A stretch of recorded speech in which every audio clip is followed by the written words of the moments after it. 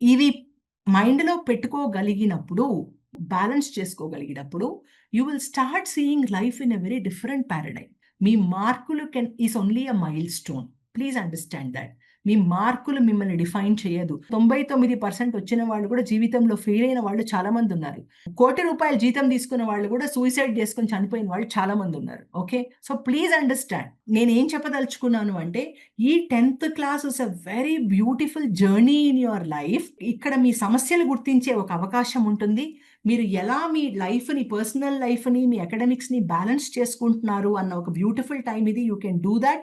And మూడోది ఏంటి అంటే, మీ సెల్ఫ్ వర్త్ ప్లానింగ్‌లోనా, బ్యాలెన్సింగ్‌లోనా ఏంటి?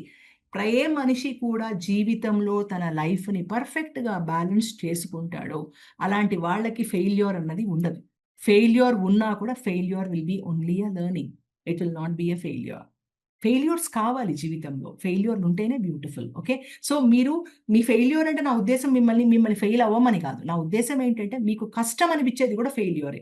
మిమ్మల్ని ఎవరో ఏదో అన్నది కూడా ఫెయిల్యూరే. మీకొక సబ్జెక్ట్ రాదు అనుకోవడం కూడా మీ ఫెయిల్యూరే. నేను సరిగ్గా రాయలేను అన్నది కూడా మీకు ఫెయిల్యూరే. అమ్మో! నాకు ఎగ్జామ్ టైమ్‌లో అన్నీ మర్చిపోతానేమో అది కూడా don't think all that. Go with the flow. Life is very beautiful, trust me. సీబీఎస్ఈలో జనరల్‌గా ఏం చేస్తారు అంటే, ద బెస్ట్ పెర్ఫార్మ్ పేపర్స్‌ని ఒకప్పుడు పెట్టేవాళ్ళు. ఇప్పుడు పెడుతున్నారో లేదో నాకు తెలియదు.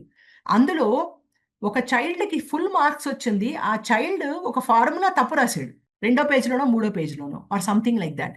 అక్కడి నుంచి నేను ఒక చిన్న థీసిస్ ఒకటి కనిపెట్టాను. అసలు what is the mindset of an examiner who is correcting the papers.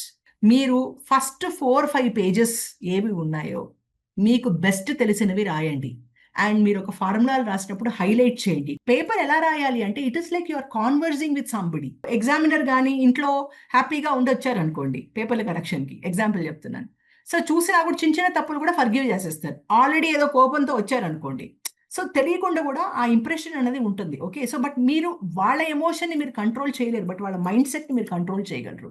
So, first 4 pages or 5 pages of your answer sheet, write things. Tell them I know this. It is like you're conversing. ఒక conversation. ఒక exam paper is a person you are conversing with. Okay. 4, 5 పేపర్స్‌లో గాని మీరు మీరు మీరు రాసే విధానాన్ని బట్టి you are already creating an impression in the mind of an examiner.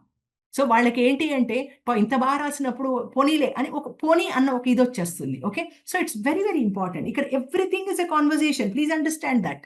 మీ టైమ్‌తో మీకొక కన్వర్జేషన్ జేసుకోండి. Everything you see it is a relationship. Maths is your friend.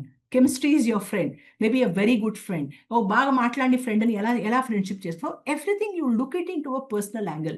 Look it into a human angle. మీరు చేసుకోగలిగినప్పుడు everything becomes very, very, very beautiful. ఎందుకంటే జీవితంలో nothing is difficult, let me tell you. It is only your mind that says something is difficult.